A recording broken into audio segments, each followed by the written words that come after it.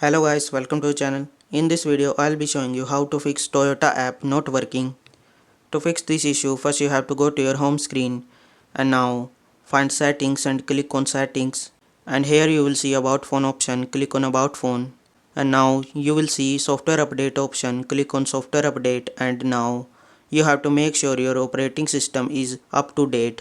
If you see any update available on your device, you have to download that update and after that you have to open your Toyota app and see your Toyota app is working fine or not. If this method is not working for you, you have to go to your settings again and now you have to scroll down and this time you have to click on apps and now click on manage apps and in the search bar you have to type Toyota. Click on it and now you will see a clear data option. Click on clear data and now you have to click on clear cache option.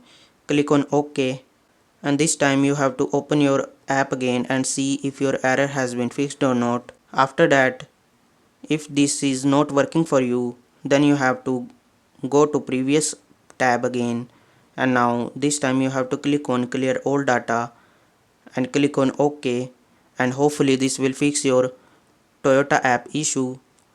This method will help you to fix your issue. Thanks for watching.